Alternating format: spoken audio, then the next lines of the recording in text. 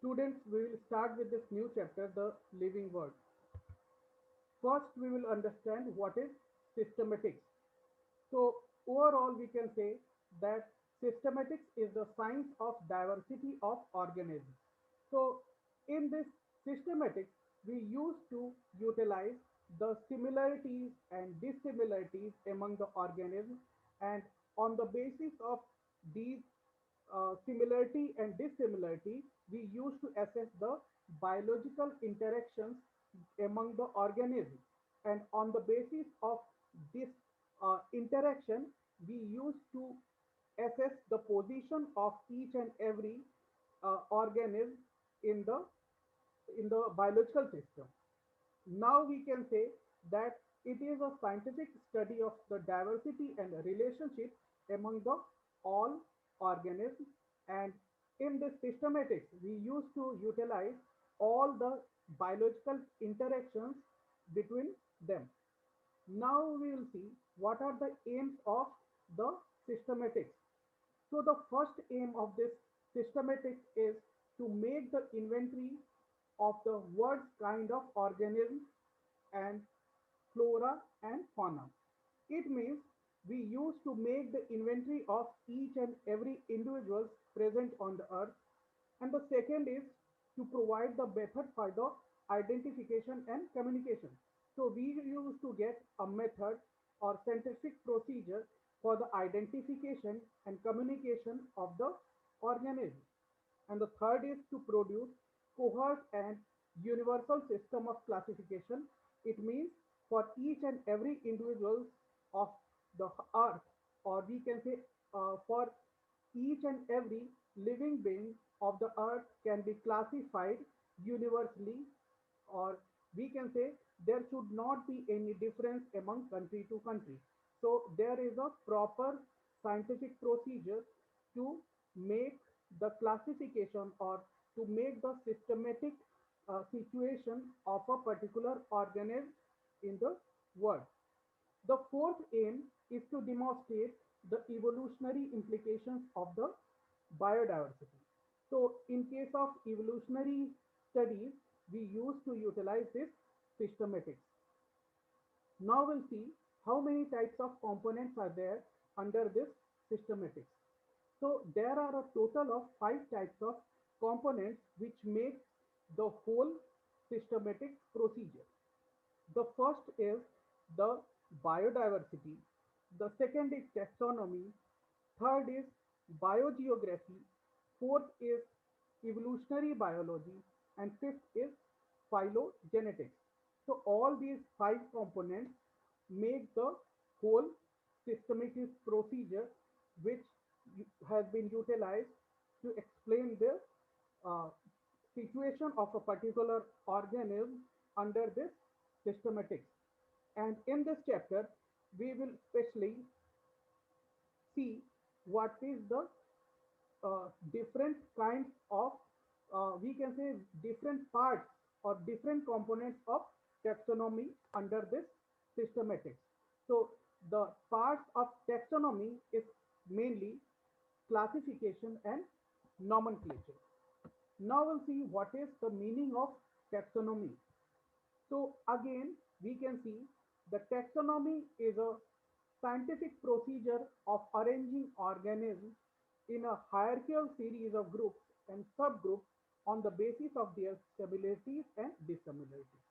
So in the taxonomy, again, we used to utilize the similarities and differences among the organisms, and on the basis of the characters we used to utilize to compare the organisms either on the basis of similarity or dissimilarity.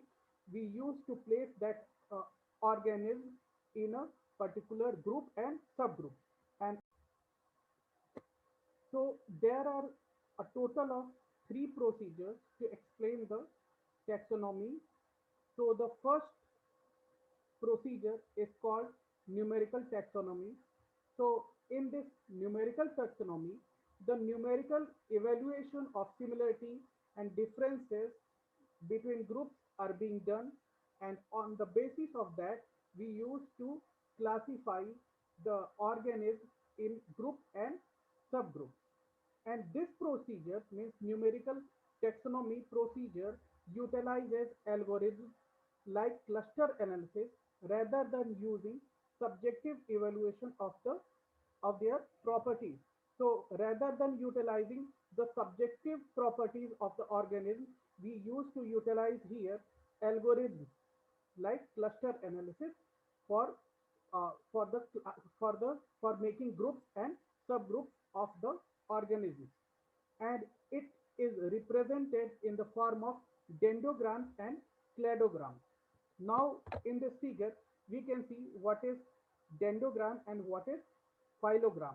So, these dendrograms and phylograms are being made on the basis of numerical evaluation and utilizing the cluster analysis and algorithms.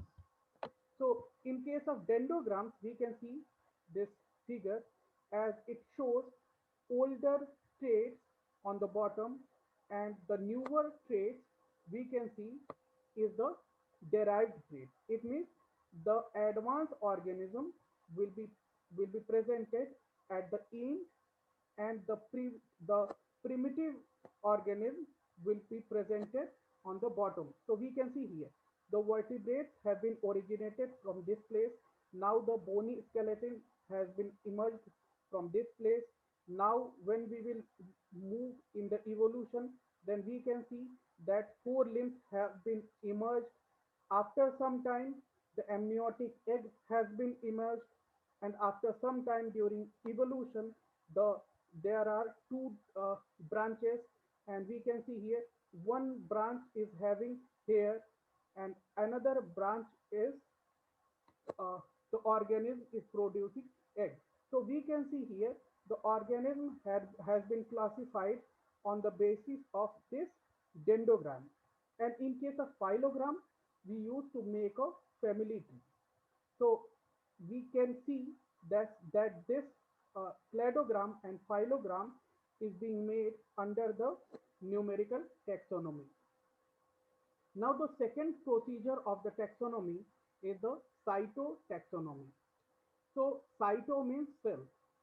So in case of cytotaxonomy, it utilizes the characteristics of the cellular structure and especially the genetic relationship to classify the organism. So we can say that the organism in this kind of procedure is being classified on the basis of cellular structure as as well as their genetic relationships, and the number, morphology, behavior of the chromosomal organization of the organism is used to infer the relationship between the organisms. So in another word, we can say the similarity and dissimilarity is being made on the basis of number, morphology, behavior of the chromosomal organization among the organisms. And the third procedure is the chemotaxonomy. So by the name itself, we can understand its meaning, as chemo means chemical and taxonomy is the classification or making groups and subgroups of the organism. So this chemotaxonomy is the procedure which utilizes the biochemical composition of the organism, and on the basis of similarities and differences between the biochemical composition of the organism, we used to make the group and subgroup of the organism. And what are the biochemical compositions we used to utilize in this type of procedure is the phenols, alkaloids, terpenoids, non-protein amino acids, and four important and widely exploited groups of the compounds utilized for the chemotaxonomic classification. So altogether we can say that the chemical or biochemical composition we used to utilize to classify or to make group and subgroup among the organisms. When we are talking about the divisions of the taxonomy, then we can say that it is having two main divisions. First one is classification and another is nomenclature. And on the basis of classification and nomenclature, we used to make the taxonomy of the organism. So first we will discuss about the classification. So the classification is nothing but the arrangement of the organism from the larger to smaller groups, or we can say common to specific groups. So by this figure, we can explain the classification. So when we are talking about the kingdom Animalia, then we can say that there are several organisms under this kingdom Animalia. But when we are talking about the chordata, so we can see that some of the organisms are absent in phylum Chordata, means some of the organisms are going under the non-chordata group. Then when we are talking about the another subgroup which is called as Mammalia, then only mammals come. So we can see here the fish and this snake is absent. So those organisms will go in different classes. Means we can see the when we are going downward, then we can see the specific group. Now when we are talking about the primates, so we can see here that elephant is absent. Now when we will more classify it, so we can see here the hominidae. So in case of hominidae, this gorilla is absent. Now when we are talking about the homo, means genus homo, then this uh, this monkey is absent. Now when we are talking about the species, means sapiens, then only human comes. So we can see that the classification is the arrangement of organisms in groups and subgroups on the basis of their uh, specificity, or we can say hierarchy. So this is all about the classification. So one question arises, what is the need of classification? So by these points, we will understand what is the need of classification. So the first need is as it helps in identification of the living organism, as well as we can understand on the basis of their similarity and differences their rest of the characteristics. The second is we can understand or interpret or study the evolutionary relationship between the organisms, and on the basis of simplest to common or organism. And the third uh, need of the classification is knowing the interrelationship amongst the different group of organisms. Now when we are talking about the origin of the starting of the classification, then we can see that Aristotle was the first scientist who started the classification, and he made the group of organisms based on the physical or morphological characters. And at that time, he classified all the organisms into two groups. First group was plant and the second group was animal. And again, the plant was subdivided, or the subgroup of the plant was trees, shrubs and herbs. And in case of animals, two groups were there. First one was called Enaima and second was Anaima.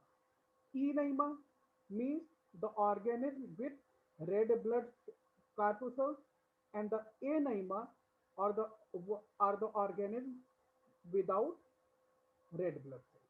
So he made mainly two groups, plants and animals, and he made the small subgroups.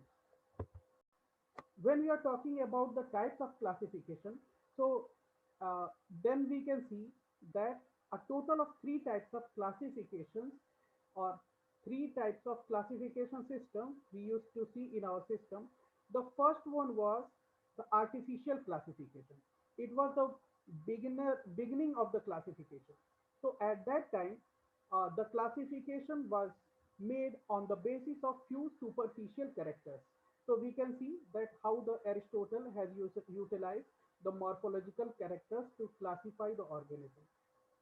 After that, the natural classification came into existence, and this natural classification was based on more characters, such as natural similarities of the vegetative and floral character among the organisms, and it considers the various external and internal features like anatomy of the cell, type of the embryo, and phytochemistry. So we can see that the natural classification was somewhat advanced type of procedure as compared to the artificial classification system.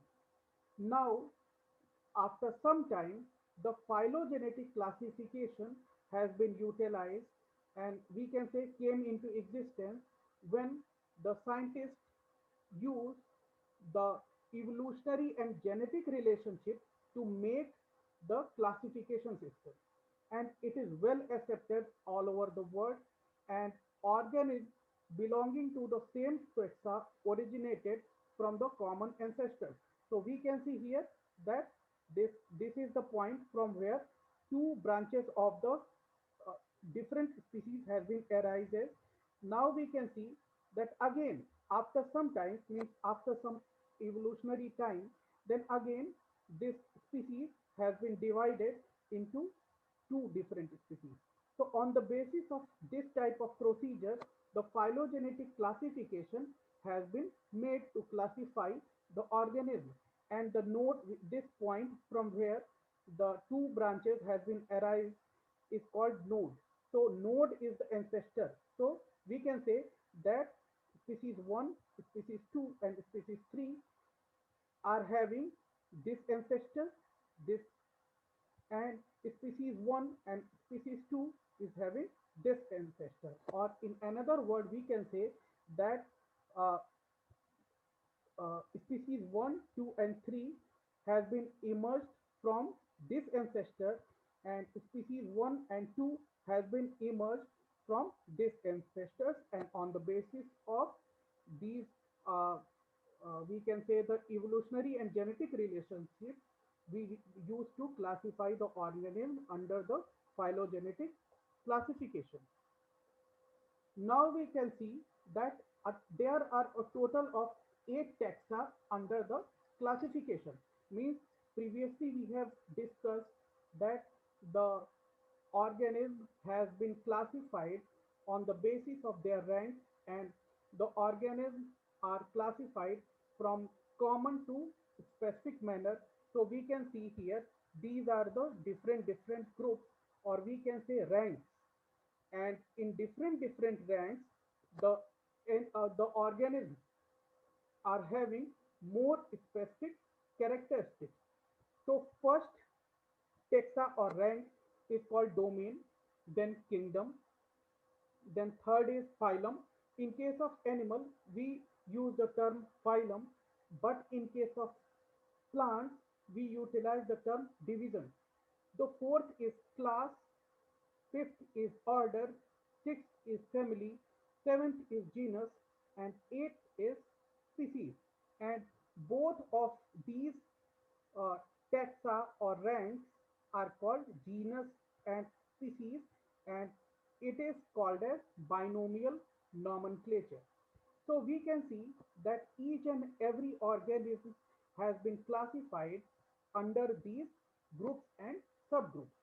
So we can see here domain, kingdom, phylum, class, order, family, genus, and species. So when we are going from top to bottom, then we can see that increasing in similarity and decrease in number. It means when we are coming from top to bottom, then the similarity will be increased in a particular group, and their number will be less. But when we are going from bottom to top, then the reverse condition occurs. And this is the well accepted rank which has been followed all over the world. So we need to remember the arrangement of these 8 taxas, and domain, kingdom, phylum, class, order, family, genus, species. So we need to remember this, the order of these taxa. So to make remember all these taxa, we can use a formula as KPC of GS. KPC means kingdom, phylum, class, KPC of order and family, and GS means genus and species. So by remembering this formula, we can remember the order of these eight taxa. So in this slide, we have taken four different organisms to classify. So first organism is human, second is housefly, third is mango, and fourth is wheat.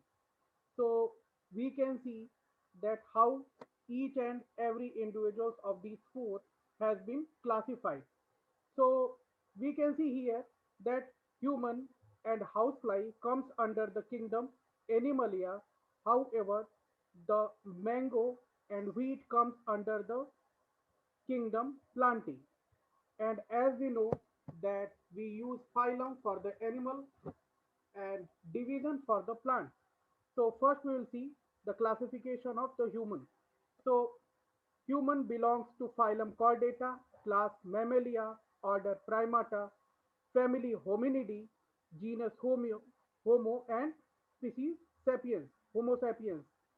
And when we are talking about the classification of housefly, then it belongs to the kingdom Animalia, phylum Arthropoda, class Insecta, order Diptera, family Mucidae, genus Musca, and species Domestica.